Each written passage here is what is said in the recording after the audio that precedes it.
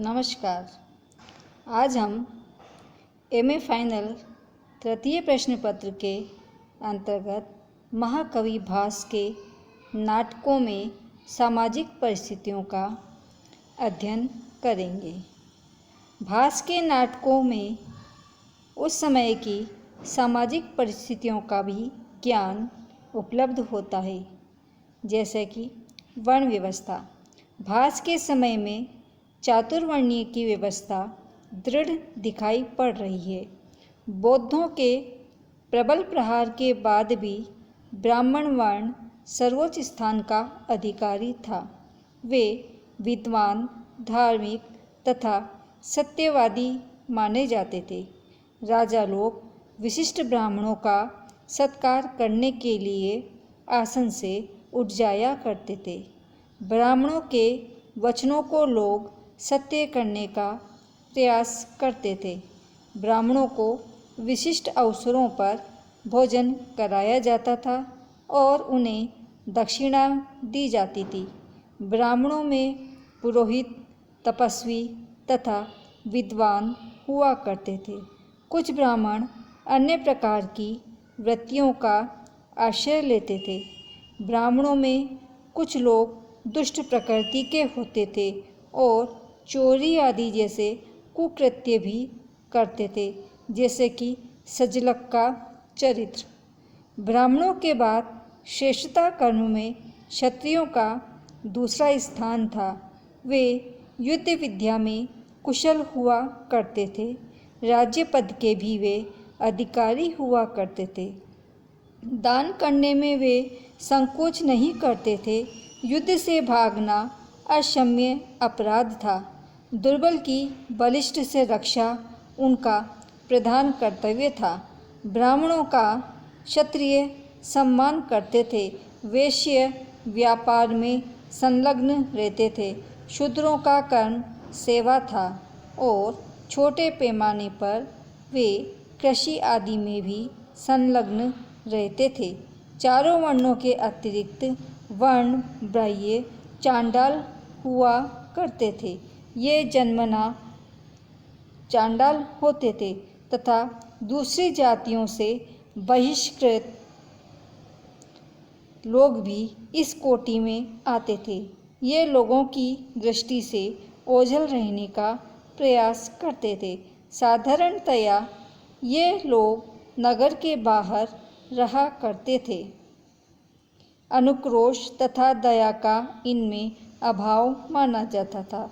वर्ण में ये काले होते थे और सुंदरता का इनमें अभाव होता था। आश्रम व्यवस्था। भास के समय में चारों आश्रमों की भी व्यवस्था स्थिर मालूम पड़ती है।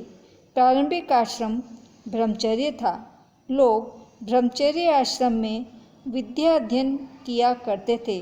उपयुक्त गुरु की खोज में वे दूर तक चले जाते थे। उनका जीवन संयमित तथा कठोर होता था।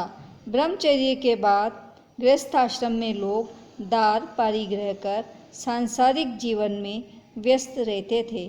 सन्यासियों के दो वर्ग उस समय प्रतीत होते हैं। एक तपस्वी जो तपोवन में रहकर तपस्या करते थे और दूसरे परिव्राजक जो घूमा करते थे।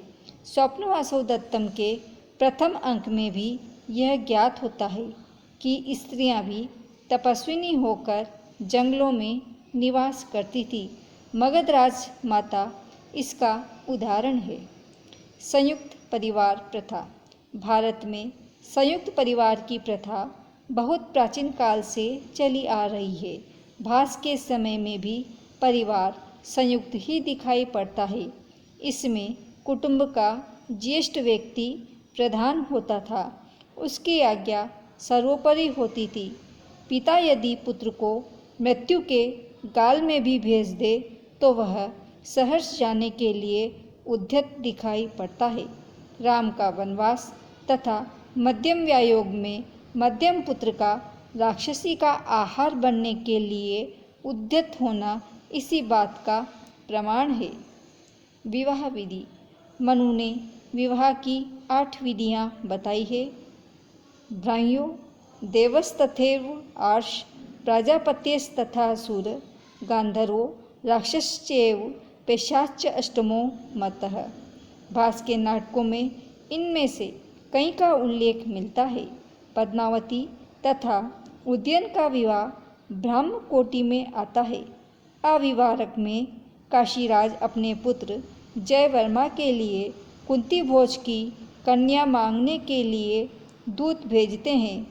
अविवाहक में कुरंगी तथा अविवाहक का विवाह गांधार्व कोटि में आता है। उदयन तथा वासुदत्ता का विवाह भी गांधार्व कोटि में ही आता है। यह विवाह राक्षस कोटि में भी आ सकता है, क्योंकि वासुदत्ता को उदयन ने उसके माता पिता के यहाँ से भगाया था। सजलक तथा मदनिका का परिणय अनुलोम विवाह के अंतर्गत आता है। स्त्रियों का महत्व। भास के नाटकों से स्त्रियों के विभिन्न रूपों का पता चलता है।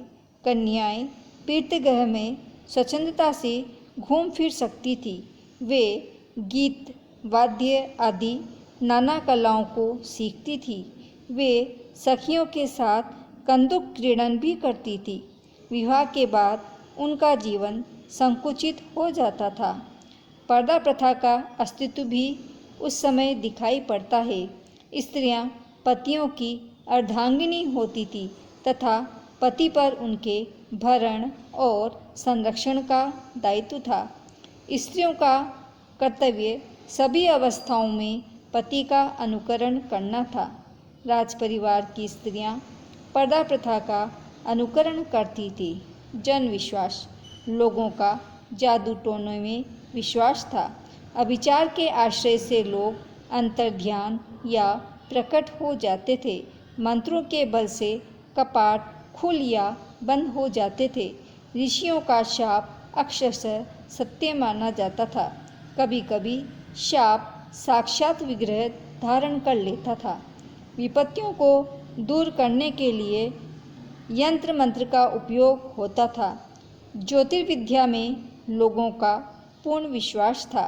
योगनारायण देवज्ञों के वचन के अनुसार ही कार्य करता दिखाई पड़ता है। मानव जीवन के साफल्य व असाफल्य में देव का प्रधान हाथ माना जाता था।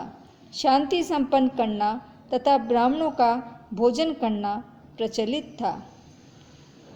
मनोरंजन। लोग नाच गान से मनोरंजन किया करते थे। पर्वों के अतिरिक्त विशिष्ट अवसरों पर साज सज्जा के साथ महोत्सव मनाए जाते थे। कामदेव महोत्सव या कामदेवानुयान इसी प्रकार का महोत्सव था। यह कामदेव से संबद्ध उत्सव था और युवक युवतियां इसमें भाग लेते थे। प्राय यह वसंत ऋतु में मनाया जाता था, जबकि प्रकृति अपने पूर्ण यौवन पर रहती थी। मल्ल विद्या का भी समय समय पर प्रदर्शन किया जाता था और इसमें दूर दूर के लोग भाग लेते थे। नैतिकता। द्युत तथा गणिका वृत्ति, जिसका आगे उल्लेख किया जाएगा, के विपरीत भी नैतिकता का मानदंड बहुत ऊंचा था। सत्य के सभी लोग पुजारी प्रतीत होते हैं। कोई भी व्यक्ति अपने वचन से मुकरना उचित नहीं समझता था। दूसरों की गोपनीय बातों को सुनना भी लोग उचित नहीं समझते थे। हास्य में भी लोग असत्य बोलना उचित नहीं समझते थे। हास्य इत्यादि में असत्य भाषण प्राचीन युग में क्षम्य माना जाता था। न नर्मयुक्तं वचनं हीनस्ति स्त्रीषु राजन् विवाह काले प्राणात्यये सर्वधनापहारे पंचानतानि आहुर्पातकानि। दूसरे की रखी हुई वस्तु न्यास की लोग पुण्यत रक्षा करते थे। दान देने में लोग अपने प्राणों की भी परवाह नहीं करते थे। चारित्रिक स्तर लोगों का बहुत ऊंचा था। धन्यवाद।